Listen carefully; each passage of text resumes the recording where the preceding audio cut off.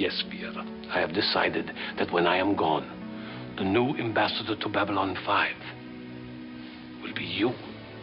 But we can't be free till we learn to laugh at ourselves. Once you look in the mirror and see just how foolish we can be, laughter is inevitable. And from laughter comes wisdom. I said that I would never leave you, that I would be here when you needed me most. Tell me what you want done, I will make it happen, no matter the cost. He knows me, but he also loves me. And sometimes the one gets in the way of the other. What is truth? And what is God? Truth is a river. Oh, yes. And what is God? God is the mouth of the river.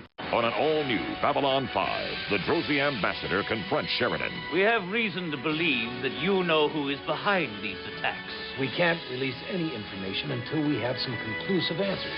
And Delim has a secret plan to help. I need you. If anyone can get the evidence we need, it's you. Now Lennier's patrolling the Centauri border, but he soon finds himself stranded in space. Unless they get back here soon, we're dead. Watch an all-new Babylon 5 next Wednesday night at 8 on TNT. You have transmissions holding. Patch incoming signal. Full audio and video decode. Purple files accessed.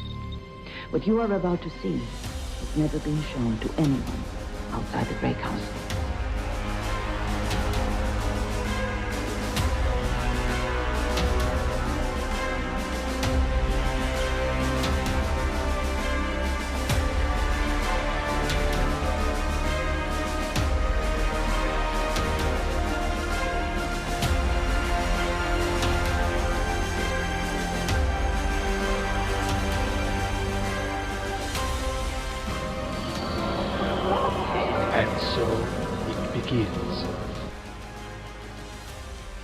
Hello, everyone out there in podcast land. Welcome to Gray 17, a Babylon 5 podcast, part of the Front Row Network and NPR Community Voices. We're a group of newbies watching Babylon 5 for the very first time, and a group of old bees or first ones watching for the umpteenth time. And we are past the halfway point of season 5, and we're here to talk about meditations on the abyss. And I say meditations because I must have been drinking too much last week, and I said mediations. But can you really blame me when I'm around these folks? I have to drink. So to those of you who reminded me that there's a T in that first word, thanks, I appreciate it. It is meditations on the abyss.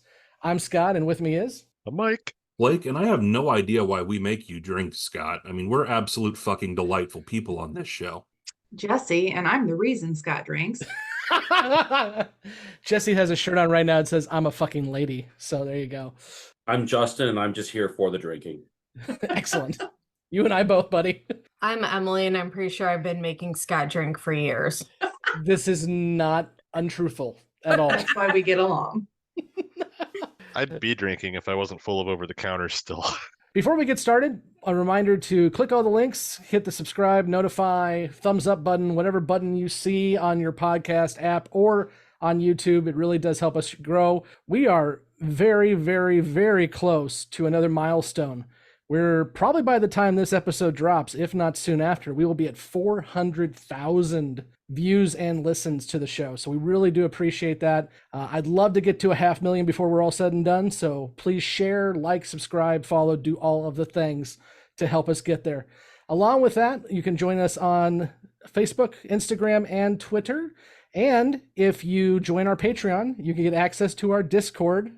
That is access at any level on the Patreon. And a big thank you to our producers who are listed down below, who give the largest donation each and every month on our Patreon. We really do appreciate it. And finally, the best way you can help us grow is by leaving a review on Apple. We got another one in, and this one comes in, and he posted it twice because he claimed I forgot about him. I didn't forget, I just bounced around, but here we go. You bastard, Scott. I am a bastard. I am. But it's okay. He posted again, so it's on the top now. Junker51, a 5-star review on Apple. It says, never a dull moment. B5 is my one and only sci-fi love. I'm a proud first one. I have very much enjoyed listening to how the newbies react and judge the characters I know and love. The behind the scenes of B5 gives me so much to take into consideration when I was rewatching for the thousandth of times. I find myself laughing out loud as well as I listen on my commute, and the dynamic personalities here keep me coming back for more. Don't let them put you in the kitchen, Jessi. I look forward to hearing your outburst every week. Please continue with Crusade. I would absolutely love to hear the newbies' take on this as well as the behind-the-scenes stuff I never knew.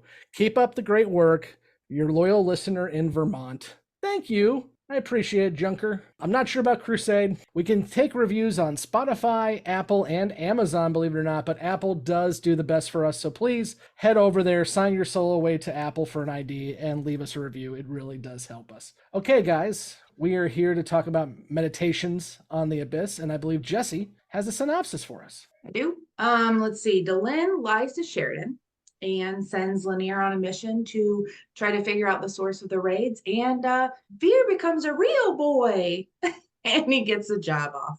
Does that make Londo Geppetto? Yes, I'm a real boy. I'm The doing puppet that. master? Yeah. The arm thing. Yep. So who is Jiminy Cricket? Oh no! Abort. Before this turns into some weird smut fucking Pinocchio version, can we move on? I bring up Jiminy Cricket and you immediately think smut? Because she's looking at me. Emily has ruined me. She looked at Emily. Okay. I did. Okay, let's go ahead and get in the first impression since everyone's assuming Emily's got the smut. Let's go to Emily first. It was okay. God damn It it. actually wasn't a bad episode. It might have been better if it was a little bit more smutty. But we did have the unfortunate Delenn and Sheridan in a bed situation, but she looked unhappy, so I was kind of okay with it. She looked annoyed. It was nice to have Lennier back and Veer. It was nice to have them both back in an episode. And I thought Jakar explaining his religion was a really interesting scene. Justin, welcome back from the Abyss. Want to give your first impressions? Hey. Yay! Yay! I liked watching Delenn kick the crap out of the "you've got a purty mouth" guy down in the bar. Mm-hmm. Yeah, can you squeal like a pig for me? No, it was just like that guy was creepy as hell, man. But I'm glad she beat the shit out of him, so that made me happy. Like Emily, I like seeing Lennier come back. And Lennier turns out he's gotten pretty good at lying himself, as we find out later in the episode. I enjoyed the comedic moments with Londo and Veer versus the Drazi bug caper. I like the Captain Montoya guy. He kind of grew on me over the course of the episode. And then I was kind of sad to see Garibaldi kind of sliding further down the abyss. It's as the episode's kind of called. So, but yeah, not a bad episode. And Jessi. I didn't love it. I took a nap in the middle of it, so I'm now judging it on my nap time. So this was a one nap version, and I don't know. It was fine. It was good to see everybody back. Like the last episode, we didn't see anybody really other than Bester's ugly face. We got to see Jakar. We got to see Londo. We got to see Veer. They were all. I mean, it was fine. It's fine. I didn't hate it. So we'll know when you kind of cut off halfway through the episode discussion. That's where you took a nap? Is that what we're going to know? No, I woke back up and watched it again. Oh, okay, It just took me a minute to get through the whole damn thing. Okay, let's go over to our first ones who've watched every episode. Mike, first impressions. Kind of with Jessi on this one. It wasn't an episode that I could necessarily find anything to hate about it. I just wasn't that into it. I don't know. Like, if it wasn't for the fact that we got Londo and Jakar and Veer all back together on the show, I really could have just done without it. Like, yeah, that was kind of my takeaway. Blake. I like this one just because it's one of the lighter, almost comedic, a little bit more comedic episodes that they have, particularly with Veer in this one. I love the scene when he just walks into Londo's room, grabs a sword off the wall, says, "Nope, be back in a minute." Just takes off the sword. Having him in here, anything with Steven first is some of the scenes that he's in, but also having Jakar do the bits with Franklin, where they're talking about foundationism and the religious beliefs, and then hearing Jakar's lecture on faith. Again, we're talking about a show that was written by a guy who's an avowed atheist, who at one point was part of a cult, who honestly I think does some of the best writing of religion in sci-fi that I've seen. And I think this is another one of the episodes that highlights that. Yeah, and for me, I'm kind of in the middle of both camps, although no one was really overly excited about this episode. I think what gets me about this episode is I do like the stuff with the White Star. I do like Montoya, like Justin does. I enjoy the seeing the fighters out there. I mentioned last week that we had kind of an episode that didn't use much budget, and that's because we have some episodes coming up that use more, and this was one of them where we have some space fun stuff. But at the end of the day, this is episode 15. And there's only 22 episodes. And so we are, 7 episodes away from the end of this sucker, not including movies. And part of it, the movies did take budget away too, because they were filming them at the same time as the season. But I'm just like, we've got 7 episodes left, and this is what we got. And this was a conversation had on the Usenets as well back in the day. And JMS had an answer for it, but it didn't come this week. It comes next week. So we'll have JMS's answer to that when we talk about the next episode. But yeah, so I'm kind of middle of the road with this one. I'm a muh out of 10. It's great. Let's go ahead and dive in, and let's talk first about the plot on B5 with Londo, Veer, the Drazi, all of that. Who wants to get us started? That was easily the most enjoyable part of the show for me. Jakar's my favorite character, but here, Londo really just for his wit, his humor, his what am I looking for? His cunning, I guess is a good word for it. All really shines, and when you get him and Veer together in a room, the dynamic is really great. How they play off of one another. I just loved how Veer shows up and the Drazi thing kind of kicks in with the listening device, and Londo just without missing a beat is immediately like, I know who did this and I'm gonna fuck with them. and it sets Veer up on a future course, and of course then if we flash forward to that amazing sword scene where Veer has to suddenly step into the role of being a real honest to God Centauri politician, somebody of importance, and he realizes it immediately and just knows immediately what he needs to do to go not be a joke. And the thing with the sword was just great. I loved it. That was the highlight story for me in this whole episode. Emily. I thought it was interesting, like when it started and Veer had brought all the bags in, and Londo's like, what are you doing? And Veer's like, oh, we need food. He's like, what have you been eating? McBari. I was like, okay, so is it the same? Like, what are they serving? I need to know more about this restaurant.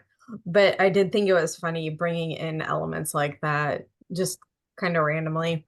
But yeah, him going after the Drazi and just like hacking apart the fruit stand, because we've seen Veer kind of angry maybe once or twice. It doesn't happen often. And to see him just like kind of lose his shit was interesting. Makes me wonder if he learned that from his wife if they ever got married. She seems scary like that. Justin. Londo was very Londo in this episode, so none of that really surprised me. I did like watching Veer's evolution over the course of the entire thing. Once he found out he was going to become the ambassador, he's still very unsure how to handle himself. And then, of course, when he snaps and, goes all, John Belushi on the fruit stand, and you just see Londo back in the background with just a nice smile on his face. Like, that's my boy, enjoying the entire thing like a proud papa. And then I chuckled out loud when Zach goes, what happened? And Londo's just like, I promoted him. So it was a good overall good storyline. I like the main part, I guess, what kind of tells you the difference between the two characters and kind of how naive Veer was at the beginning of that, when he was so upset about, oh my God, I can't believe that they were spying on us. What are we going to do? And, Londo just like, it's politics. Don't take it personal. And was a very nice line there. Blake, what do you got? Looking at the whole scene where Veer goes and decides to chop up a fruit stand with the sword he borrowed from Londo, digging around some of the background of the cast of this one. So the Drazi fruit merchant was actually a pretty prolific stunt performer. This is a guy that's worked with Scorsese, Chuck Norris. He's done some of the Mission Impossible films. He was in The Rock, several other like really big films where he's a stunt performer, and usually, the big badass stunt performer that's whooping someone's ass. And here you've got Stephen First with a sword getting the guy on his knees. I just thought that part was funny, of this big bad stunt guy's like acting this through of being intimidated by Veer waving a sword around like a madman. And you're right. That's Jakar just over in the corner going, now he's ready to be the ambassador for Babylon 5. It's like there's a certain level of crazy that place has to drive you to almost to serve on Babylon 5. And that whole scene to me made the episode. Mike. Man, I didn't even catch this. Now that you pointed out who that guy was, I'm gonna butcher his name, unfortunately. Carl Carvalho, maybe. He was the Thing in the 1994 Fantastic Four movie. Oh wow! You mean the actual only good Fantastic Four movie so far? There's been one. Oh come on! Of all of them, the '94 one, which never came out, is amazing. Come on. Anyway, Jesse's like, shut the fuck up.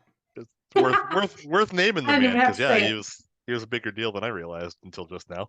I was just gonna point out, I guess the thing that was kind of fun about this, and I honestly could have had a whole episode where the A plot of the episode was Veer growing into like his newfound personal responsibility, or changing his image or whatever, because I think that would have been a lot of fun with getting to see Veer and Veer be kind of the whipping boy in the beginning, and Londo spurring him along into stepping up to the plate and becoming the Centauri he needs to be. But I do want to just take it back to say, like, we have seen that Veer has gone through a lot of character growth from the beginning of the show, from the early scenes where he was the wet behind the ears, irresponsible kid who was there as a joke on Londo, and playing his Tiger handheld in the middle of meetings, to the point of trying to run a Narn Underground Railroad. So it was, I initially was like, man, Veer went from zero to hero really fast in this, but it's like, no, we've actually seen that Veer's he's got that in him. He's got that dog in him already, that he knows when it's time to stop playing and step up and take responsibility, take the reins. So I appreciate it. I did like the fact also that the sword that he pulled off the wall is that same damn sword that went after the fly. So every time I'm looking at Veer swinging that sucker around, I'm like, Londo and Veer use the same sword to take out little flies. I love it. Newbies, any thoughts on the Drazi stuff? We've kind of had some buildup on this for a bit now, with Drazi starting some shit, Centauri maybe starting some shit, Londo may not be in the loop on all of this stuff. Any thoughts on any of that? It'd be nice if we got more of that storyline, because I feel like, are we gonna get the telepath war ever, or is that over and done with, and like the thing on B5 was it? It sounds like a question. Yeah, throw that in my question, because like I don't want to start finding interest in the storyline for it to like fizzle out and go nowhere. I just have to keep asking why the Drazi are still allowed to be part of the Alliance. Like, they've done shit, 3 times now? And we're not talking about, like, this is probably the mildest thing that they have done, committing espionage. Like, they full on had intended to try to wipe out the White Star fleet at one point in time. I don't understand why they haven't just gotten their teeth kicked in and gotten ejected at this point to send a message to everybody else. Yeah, Mike, that's a good point. I the only thing I can think of when I think about that kind of stuff is we've been kind of shown over the past several seasons that the Drazi have a military, have a navy, and so maybe they don't want to lose that power, or the Alliance doesn't want to have to fight a war with them to have them go. I don't know. I mean, yeah, but man, to your point. Well, yes, to your point, in season 1, I don't remember which episode it was, but a Drazi warship showed up outside of B5, making big threats, and they were all kind of like pooping their pants, like it was going to be a really big problem. So the Drazi clearly do have some serious firepower on their side. But even so, like, I mean, is that the politically correct thing to do, to let the bully keep getting away with starting shit? Oh, come on, that never happens in foreign policy. You're right. Like I said, if the episode was smuttier. What kind of smut are you looking for, Emily? Are you looking for some Londo smut? What are we looking for here? I don't even know. Great answer. Something with a little intrigue, something different. Maybe Jakar and some magenta lingerie. That's what I need, is more Jakar and ropes. There you go. Okay. Wow. I got really excited and knocked my fucking microphone cover off. So you got excited talking about Jakar and ropes. How excited, Jessi? He's got abs. Look at him. He's hot. So we already knew Jessi had a thing for Jakar, but I don't know if we knew Jessi had a thing for BDSM until right now. You said ropes. You said ropes. Robe. Oh, With a ropes. B. Good God. Oh, wow. Okay, that is not the letter I heard in that word. That's also not the letter I heard, but I can pick up on context. Did everyone else hear ropes? But yes, okay, I heard ropes. Thank you. Hey, pervs. I said ropes. Jessi, enunciate. Oh, I'm so sorry. I just heard Jessi knocked over her mic when she thought about Jakara being tied up. That's all I got out of that. That's what I took out of it too. Robe is in boy. Lingerie. Your question of the day, listeners, is did you hear robe or rope? Answer in the comments down below. Yes, please. I just pictured one of those CD Narn sex dungeons where, like, you walk in and and his arms are all tied up above his head, and Jesse's standing there with like a little crop whip, like touching his abs with it. Oh, I wonder if they use the Centauri whip as part After 100 lashes, you die of an orgasm. This is what we get when the episode sucks, guys. Here we are. This is much like the episode. It's filler. Here we go. Jakar has his eye out on the counter, filming the whole thing from behind. Yeah, he's got a new eye now. He's all set. It matches. My action figure is no longer anatomically accurate. Yeah. You got one of those behind your head too, Justin, right? I do. Was I the only one that was creeped out by the mannequin of Jakar that they were ripping out the eyeball from? It was the creepiest. No, I do not like eyes and fingernails and teeth. Eyes, fingernails, and teeth. Well, no, it was really funny because I was sitting there watching the episode and that scene was going on, and Paulina walks around the corner and she goes, "Oh my God, did he die?" I'm like, "No, he's just getting his eyeball replaced." Oh, he looks dead. Why was it such a big deal? Like, it seemed like Franklin was really working to take that thing out, and Jakar's been like popping it out and putting it in places. Like, I think he was trying to be more sanitary than Jakar, maybe. Jakar just hits the back of his head, boop, and goes and puts it on a shelf. Maybe licks it clean, sticks it back in. I don't think sanitation was ever one of Jakar's things with that eye. If you sickos like that little mannequin, though, for some reason, and I don't know why, but to this day, if you go on eBay, Jakar masks still pop up. I think it's because they had one every single day, but you can absolutely find a lot of secondary alien masks, but Jakar actual masks pop up on eBay a lot. So if you ever want one of those, to do with as you will, they're on there. So whoever gets Jessi in the Secret Santa gift exchange this year, getting that in a 10-foot rope. Done. Robe. I said what I said. Or rope. It's fine. You can learn the art of tying. For some reason, this episode got us 5,000 new listeners. I don't know why. Somebody did say I was the best part of the podcast, by the way. Did we see this on Facebook? We did. I have fans. Only mildly hurt my feelings, like that feeling I have. It's because you don't use the F word every other 5 seconds. We've got you. It's fine. Blake, would you like to discuss Facebook? No, I'm going to try to reel this son of a bitch back in and get us back. Good luck. Track. I was going to say, speaking of asphyxiation, let's kick it over to Lennier and the guy, the Mimari I'm going to call Delicate for the rest of the episode. Before we do that, though, I do want to just real quick, I do love and it was kind of mentioned already, the scene where Jakar is trying to be a religious leader and failing miserably, not because he can't do it, but because his followers are fucking stupid. I did love that. What is God and what is truth? And that's very telling of a lot of those things where I wrote it down in my notes about Pastor Jakar is what I called him the entire time. And he's sitting there trying to explain it and explain his thoughts and theories. But finally he just had to sigh, break down and tell them what they wanted to hear. Mm-hmm.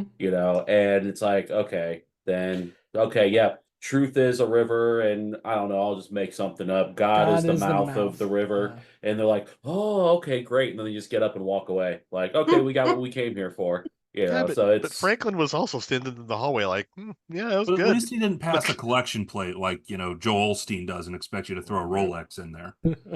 Jakar shows up in a private Star Fury next week.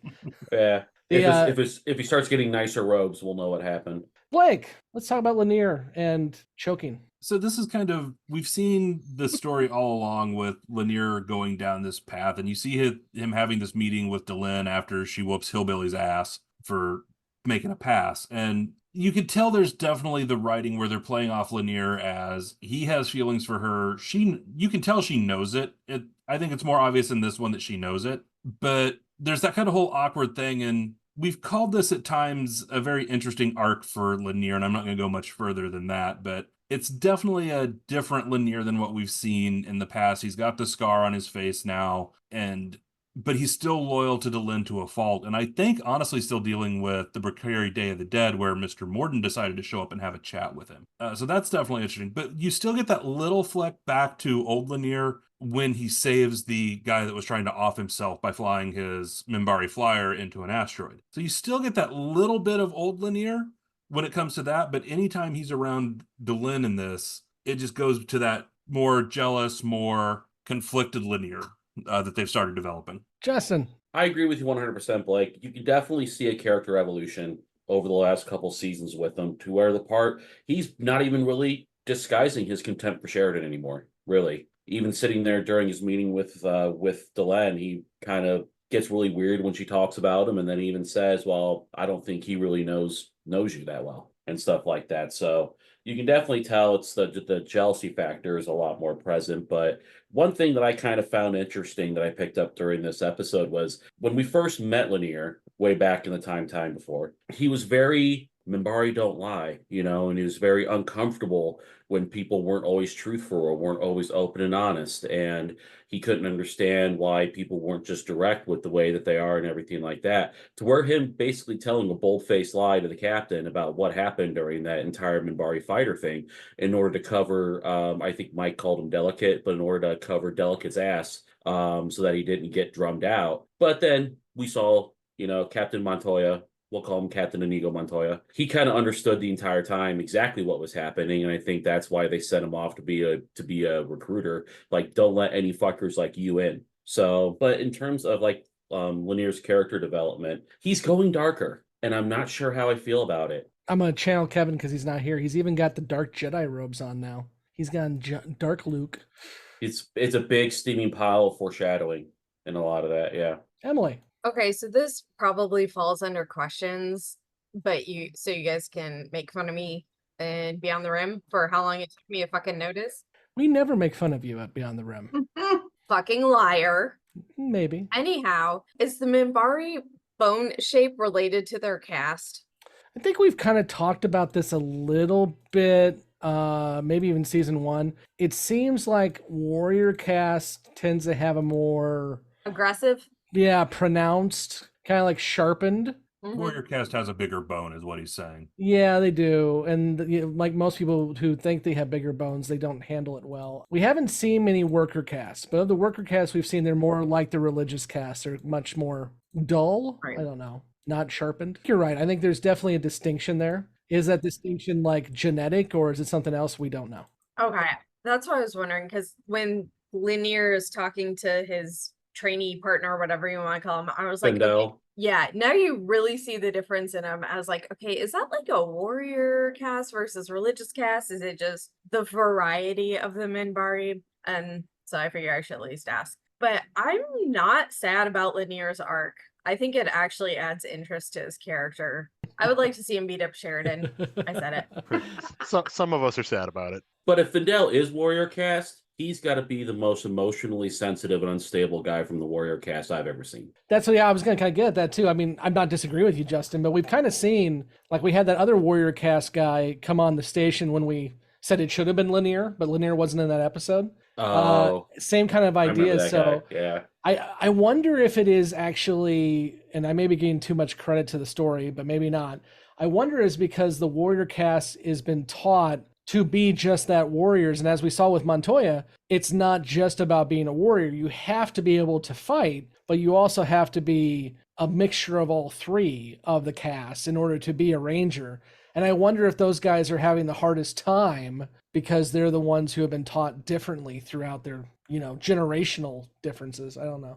Being a monk is a lot more difficult for somebody in the warrior cast, it seems like. Yeah, like the meditation we saw here, also just the being able to not run into a battle. Yeah. It's like, I mean, is it almost an emotional growth thing? It's like, I'm sure I don't know, I don't want to put words in anybody's mouth or anything, but like on one hand you have a cast who's probably leans heavily into things like meditation and suppressing your emotions, controlling your emotions. And then you probably got warriors who are told to channel their anger, give into it, use it, that kind of stuff. Be aggressive. Let your emotions run wild like a toddler. What you're saying is we have Vulcans and the Sith Lords, basically. Well, I mean, kind of. And do the warriors, when they're going through training, are they basically told to convert any emotion into anger and use it? So they aren't really that in tune with recognizing what they're feeling and managing it, because it's like, I just turned into anger and unleash it on someone else. That's what I said. I mean, I'd be interested to hear the perspective of somebody who's like a career soldier, and kind of how they deal with things like, obviously, as a soldier, as a warrior, you have to learn to manage your fear. However you do that, do you suppress it? Do you whatever? But there are probably different sides to the emotional spectrum that one thing leans into versus the other. And so, I could see where coming into the middle is probably hard in different ways for different groups. But even with Findel, though, I'm not even sure. He may have been warrior caste, but that doesn't necessarily mean he was off fighting, because he even said the whole reason he joined the Rangers was he lost his family in the Shadow War and he felt obligated to do this. Good point. So he definitely has unlike Marcus. I already say he's definitely got a Marcus background. He's the Wish.com Marcus. Much jokes as we make, they're going to sue this podcast eventually, right? They don't have the money to sue us. Now, if it was Timu, we'd be in trouble, but Wish, we're fine. Now, I thought this is what Emily was going to say earlier. Was it me, or did Lennier's bone look a little bit different this time? Like, I actually thought that it looked a bit more aggressive than it has in the past. It was a little curved to the left. More like more like it was meeting in the middle of the super aggressive warrior cast that we've seen before and the more smooth religious cast. So, like, it grows and changes depending on your disposition? Temperament or disposition? I don't know, yeah. Unlike Is it like a mood ring? The mood bone. Unlike you sickos, I wasn't looking at his bone, but whatever. Production-wise, though, the one thing that could explain that is it did have, when Babylon 5 moved to TNT, there was an infusion of cash into the show over what it was getting when PTN had it. That's why there's a lot of newer sets in season 5 that we haven't seen before. There's been sets that have been upgraded in season 5. That's also in part because they're filming the TV movies. Mm-hmm. And just timing wise, this also was when HD television was starting to, still in its infancy, but better resolution television was beginning to be a thing, particularly with the cable networks. Mm-hmm. So they did do updates to some of the costuming and makeup throughout season 5.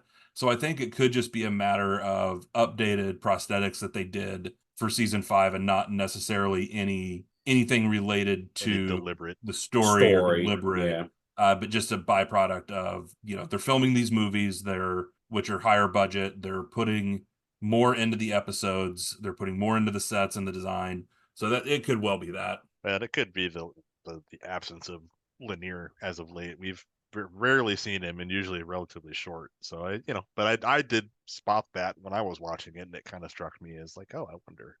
What do you all think of the captain and his style? Like I said during my first reactions, I like him. Like, I think he's somebody that I would he's like, in some ways he's like the dad who throws his toddler in the deep end of the swimming pool and walks away for a little while with the whole lack of oxygen thing. I have no idea what you speak of. I never do that to my kids. But it's probably why I don't have any.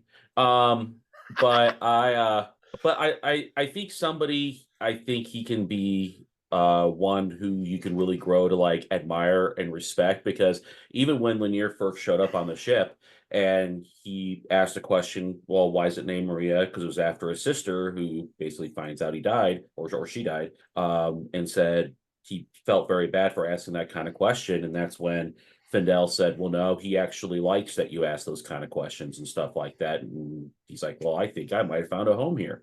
So like somebody you can really get behind, and somebody that you'd run behind, run into hell carrying a bucket of sand for, you know what I mean? Yeah, I was thinking the same thing, Justin. He seems to me, and Jessi's going to give me a look when I say this, and Nicole would too, if she was here. But he's the most Star Trek-y captain I think we've seen on this show. Agree. I think that's maybe why I like him. Yeah, that's totally what I saw so much. Can we talk about the scene with Dylan and the fucking creepy guy. Please, let's go The for bar it. fight scene. Yes. So you mentioned it earlier, and Mhm. I just want everybody to realize that that's exactly what fucking Yeah. happens Yeah. when women get hit on by men, and we try to tell them to piss off, and they continue to be weird. So you're all welcome for that little bit of what it's like to be a woman. Yeah, don't remind me that. I have daughters, so that sucks. But I mean, and you watch it and it's a little over the top, but it really isn't, and that's the sad part. I was gonna say, is it though? Because like the only thing that to me, like I was watching it and I'm like, God damn, this motherfucker is bold. Because he's like, just this, get used to the fact that this is going to be the face you're waking up next to. And I'd have been Basically, like, whether you like it or not, you're coming home with me right, tonight. all And I the was way like, off. I was like, you rapey motherfucker. Yeah, Exactly. I was waiting for the caveman club to come out. Man, a couple of those lines, like I was like, Jesus. Oh wow. Well, let's even look at how some of the people who have formerly openly listened to our podcast and pretty sure hate listen to us now. Hi, Argentina. And how they have addressed some of the women on this podcast and reacted to when they have had opinions or when they have talked about these exact life circumstances of how women are treated in this country or elsewhere and how they've responded to that and denigrated the women on this show. Some of these people are watching the wrong episodes, I think. I hate to tell you, Argentina, but they're still bringing in paychecks. I know you wanted us to stop them, but they just wouldn't let us, and so they're still, not in the kitchen. I apologize. Don't cry for me, Argentina. A solid, what, 60% of our population here in the U.S. pushing to go back that way? Oh, I hope it's not that much. Oh, My husband asked if I wanted to watch The Handmaid's Tale last night. I said, absolutely fucking not. I would not. We're all like to living see it what right now. Right, what my future fucking looks like. Thank you very much. So I was in DC for work several years ago now, and my buddy and I are walking the mall, which is the space between the Capitol and Lincoln Memorial for those playing the home game, and we see a whole bunch of red on the Lincoln Memorial. We had no clue what the hell it was, but we were like, okay, well, that looks interesting. Let's walk towards it. They were filming a scene from Handmaid's Tale, and so there were hundreds of handmaids on the Lincoln Memorial. It was the creepiest fucking thing I've ever seen in my life. And for anyone who's watched the show, it was the wedding scene that they were filming. It was the weirdest. No day. kidding. I was You there watched that that day. one? I watched them film, and I'm like, oh my God, I don't want to watch this show because I think it will make me very depressed and make me want to punch things. It does. The show's absolutely infuriating. Yes. I couldn't get I past couldn't do it. the intro of the first episode when they were separating her from her kid. I was like, nope, I'm done. I watched the whole thing, and I'm not upset that I did, because it gave me, honestly, it's what to watch out for. Sadly, you can do that by turning on CNN, boss. I was going to say, if you were in debt, told us that. Yeah, but it's absolutely frightening. Yeah, You can just come with me to work every day and just spend an hour and listen to the way that people talk to me, and you'll see exactly what that looks like. Oh my God. Yeah, no, I mean, I believe it and I see it and I don't want it, but I also don't need it to be my entertainment every week. Sorry. Right. Yeah. I do get a kick out of it, like as I'm watching it, and I'm glad she kicked his ass, and you know what, he deserved every fucking bit of it. But it sent me back into, okay, please be nice, don't hurt his feelings, don't be weird. That was me when I was younger. Like, don't be too aggressive, because if you tell him too mean, he might beat your ass. And it's like, she kicked the shit out of him, and it was just a very nice solution. Well, I love the way she did it too, by just kind of playing along for a second, and then grabbed his finger and just like bent it 90 degrees the wrong way. And I was like, yeah. That's like every woman's fantasy at the bar. Just like touch his hand and then snap it. Yeah. Yeah, that's actually what I was gonna say. It was really interesting because I was watching him like, what are you doing? I'm like, oh, you're touching him and he's gross and icky. And then she snaps his finger. I'm like, there you go. That's well, in fairness, though, Emily, you have the same reaction whenever she touches Sheridan. So yeah, that's cringy too, though. She also breaks his fingers too. We just don't see that episode yet. Okay, his goatee needs to go. I'm sorry, I can't handle the Sheridan goatee. It needs to go. There we go. The Just for Men look that he's got going on. I got to see them, like Emily said, I got to see them in bed again. I was like, oh, good, we're back here. But then it wasn't, because she's lying to him in bed. And I'm like, oh, somebody's tattling. Probably not for the first time. It was great, John. It was great. Woo-hoo. Yeah, woo-hoo. Anything else you guys want to talk about with this episode? No. There's probably something. I have one question for you all. This is a quick one, but I just was curious. And Justin, you kind of alluded to it already with Garibaldi. What are your thoughts on the episode title, Meditations on the Abyss? Any thoughts on that title? I don't want to say too much because I don't want to give away anything, but any thoughts? Unless I completely missed a very important thing throughout the entire episode, to me, that was the most staring into the abyss part of the episode that I could think of, was just, Garibaldi was supposed to be here to join us for dinner. And turns out he's just laying in his room getting shit-faced, using his clout to try and get a quick pizza. Who hasn't really? If I've ever had any clout, I probably, might call Papa John's and be like, "Hey, this is Jay Swizzle. Can I get a fully loaded stat?" Justin, I think I've been with you when you've actually done that. I'm already saying, like, you make your own clout when you're that drunk. Like, hey, I'm that guy. I need something quick. You know what? And the Springfield Papa John's was 787 poop. It was the easiest phone number to remember. Card dead. Call Fred 391-9666. Yeah, dude. I was gonna say, like, I haven't even been drunk, and I've called Papa John's and been like, "Can we just get some free breadsticks?" And sometimes they're like, "Yeah, sure." Yeah. We got you, baby. We got you. Yeah. Like, I have straight up just gotten free stuff because I asked for it. Oh, shit. So, anybody else? Or are you going to put this out of our misery? Not its misery, our misery. Right. Before we move into questions and predictions, because I always forget to bring it up, and she just reminded me, Jessi, do you have any conspiracy theories for us? I do. I have fun ones tonight. Ready? Okay. Emily is the missing Romanoff daughter. Scott, bioengineered chemtrails. I mean, Justin is a government plant sent to gather information on JMS's plans for the new Babylon 5. Blake was on the grassy knoll, and Mike was responsible for the recent global computer outages causing mass chaos in the aviation world, even though he was a victim of his own doing. I'm gonna say, no, wait a minute, because that fucked my day at work up too. God damn you, Mike, you son of a bitch. Fuck you, Mike. I'm not gonna say that I've gone ahead and just committed some stuff without testing it first, because I've 100% done that. Sometimes it's just tomorrow Mike's problem. And the chemtrails I made were just for myself. Yep. And is it wrong if the guy that I report to at the U.S. government's last name is Clark? No wonder you had such a problem with him. I'm going to have to go back and read 11/22/63 and find Blake in it. He's in there somewhere. He was on the grassy knoll. By the way, that's a really good book. It is really good. And what was smoking was the Cuban cigar I was holding on the grassy knoll. That's all that was. It was the Cuban. Provided by Castro. You can call Emily Anastasia from now on. You may have a problem with my daughter on that one, but go for it. So I have to ask here, Jessi, with your conspiracies, we are missing a couple cast members. I think it's only fair we hear at least Kevin's conspiracy. Yes, if we not will. Nicole's too. Pretty please. We will do that on the next episode. Oh no! Share with the class, please. And what's this? They don't listen to the episodes anyway, so you can do it twice. Okay, let's see. Emily, or not Emily, sorry.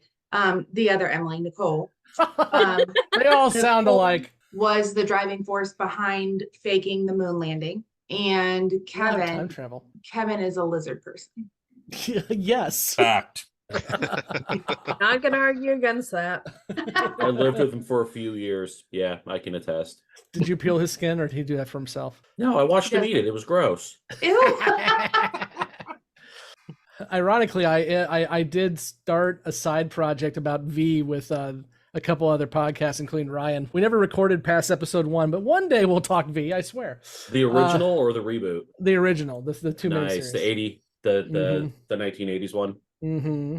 I stumbled across Alien Nation the other day, Scott. Oh, that's so good. Have you never seen it before? I need to go back and watch that. Oh no, I have. I watched it when it was on, but I really liked it. I used to watch it all the time. The TV movies were a little tired, but the original movie with James Caan and then the TV series, both really good. Mm-hmm. I think the TV series is better than the James Caan movie, but that's just because they had more time to breathe too. But yes, it's good. It's good. Okay. Thank you, Jessi. It's not the conspiracy theories I was expecting, but it was good. It was good. If anyone else has any conspiracy theories about Jessi, because she didn't say anything about herself, feel free to post those on the Facebook or in the comments down below. If I was the one in the grassy knoll, I'm pretty sure I know who was in the school book depository. Scott was. Like, I got some theories. Right. Yeah, I'm not gonna share them. I just want the time travel device to get us all back to 1963. Speaking of assholes and bars, there's more back if you want to go back to 1963, let me tell you, if I got a candidate to vote for. There's two of them, actually. One doesn't want me to be vaccinated. Worm brain? Yes, worm brain. Who apparently takes dead bears to Central Park now. Yeah, he admitted to it, actually. It just keeps getting weirder. I'm a huge RFK fan. Okay, I like RFK more than I like JFK. RFK, when he got shot in California, our world changed, not for the better. And I would love to be in the alternate universe where he didn't get shot. That being said, he is spinning like a top in his grave every time his son speaks. Let's say something went wrong with that man's, feed or something. It was out of date, spoiled, something. Let's face it, this is the kind of Kennedy that his grandfather would have had secretly lobotomized. No shit. I'll tell you, in the famous words of one of my clients while speaking about his son, I don't know what's wrong with that fucking kid. His mom probably had chlamydia when she was pregnant with him or something. Jesus. Okay. But babies. On that note, let's get into questions and predictions. Jesus. For those who are just joining us for the first time, hi, this is us. We're going to ask her. Jessi is losing her shit. This is us, but not like the depressing one. Justin, are you starting to tear up over there? I don't know if I'm laughing or crying or a bit of both. Okay, so for those just joining us, our newbies have not watched past Meditations on the Abyss. So we will go ahead and ask them if they have any questions about the episode or what's coming next, and then also some predictions if they have any. And Emily, I already have your question about will we get to see the telepath war? So let's keep you going. What are your remaining questions and predictions? I think that was my primary one, is just we haven't heard anything about it. Like we had the last episode that Buster, so I thought we'd hear something about it, because didn't they bomb the Psychor headquarters during the Byron episode? They blew something up that was Psychor with the free Byron. It was Psychor on Mars is what they blew it up. was a Psychor Okay, it was the on Mars location. All right, because I didn't go back and watch it. Yeah, and I thought it was interesting that no more was really mentioned about that while Buster was on B5. Because there was something else, but my brain just shut down. Well, if you think about it, come back. Will do. Justin, questions, predictions? Mostly just predictions at this point. Lennier with me is kind of a question and a prediction all rolled up in one, because he's talking about, I think he's really, you can tell he's really disturbed by Morden's, prediction that he's going to end up betraying the Rangers somehow. And I guess the question part is Lennier really going to betray the Alliance and betray the Rangers? The way things are going, I don't know how or why, but I think he's going to end up doing something shady. I don't know the level of shady, but I think he's going to end up doing something pretty shady, and I think it's going to kind of wreck his image. I think Garibaldi's going to end up in some deep shit before too long. Just from that last scene in this episode, he's just going to get himself into trouble, and maybe it'll be for better, maybe it'll be for worse, but there's going to be a lot of more downward spiraling, I think, with Garibaldi. And I hope we get to see more of Captain Inigo Montoya. That is all. Jessi, questions, predictions? I predict that Garibaldi pulls his shit together and isn't such a fucking alcoholic by the end of the season, but I don't have high hopes. I don't know what that prediction was. I don't know if I'm predicting he does or doesn't, but I'm hoping he does pull it out by the end of the season. It was a prediction that you don't believe in yourself, Jessi. It was wishful thinking more than a prediction, but we'll go with it. I also love the fact that you said he'll pull his shit out by the end of the season. That's graphic. Okay, ropes. Moving on. I think he meant pull his shit together. Okay. Pull his shit out of his ass. What? I don't know. What's happening? Just double down on it. Kind of things is Jessi watching. Does he use tongs? Like, how does this happen? She hung out with Emily last week and she made her watch things. This is the worst. Can we end this fucking trash dumpster fire, please, quickly?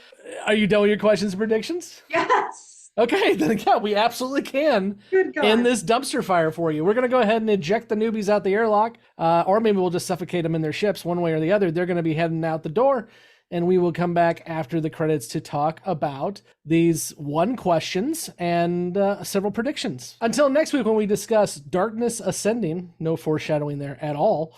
I've been Scott, and with me has been Mike, Blake, Jessi, Justin, Emily, and Emily. Kevin's a lizard person. Right. We're short 1 lizard person and 1 Emily. Okay. And I'm Kevin. Jesus Christ. Thank God he doesn't listen to the episodes, or he would have fun with that. Everybody. What are you doing? Oh just my having God. Jakar having an orgasm. Give me all your children. On that creepy fucking note, we'll go ahead and end it there. Please be sure to like, subscribe, follow, leave a review about Mike's voice, and in the comments down below, or on Spotify, you can actually make a comment as well. Let us know, did she say robe or rope? Until next week, well, I've already done that, so bye. See ya. Bye. Adios. Bye. Hey, by the way, we don't space goats. We don't I space don't- ghosts? Goats. What the fuck? Can you hear me? Yes. Jessi, can I tell you what I heard and you can correct it for me? No, please. Do we space goats? Yes, do we space goats? We do Yes. not space goats. It was from Facebook. Remember?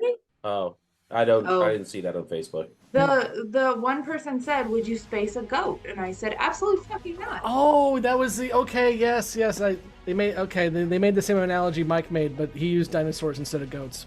But it was Right. also goats too. But yeah. Okay. Yeah, it was goats and dinosaurs. I would make birria out of it, and I love birria. Birria is beef. Well, there's goat birria.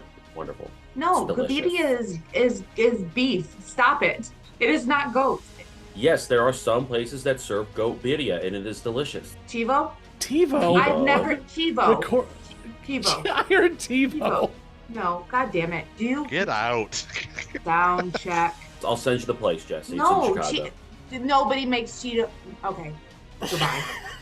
Fair enough. That's where I draw the line. Let me get that goat.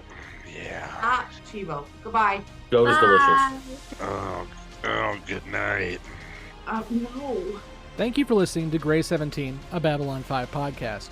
You can find all the places to listen to and watch this podcast at anchor.fm/Grey17podcast or youtube.com @Grey17podcast. We want to hear from you, so join the conversation at Facebook, Twitter, Instagram, YouTube, or Patreon. Be sure to subscribe and leave a review where you are listening to or watching this podcast. Grey 17 is not affiliated with, and the podcast has not been prepared, approved, or licensed by Warner Brothers or any other owners of the Babylon 5 copyright. All clips included in this podcast are the intellectual property of the respective copyright holders. They are included here for purpose of review, and no infringement is intended. The opening and closing themes are available from Falling Matter on YouTube. And what's out there? The rim, And beyond that? the truth.